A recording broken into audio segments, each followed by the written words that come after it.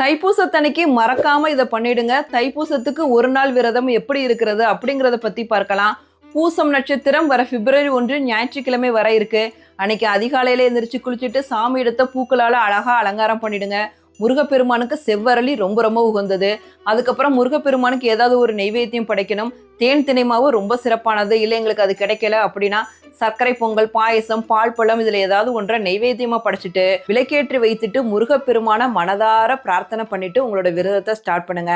அதுக்கப்புறம் அன்னைக்கு ரொம்ப ரொம்ப முக்கியமானது வேல் வழிபாடு.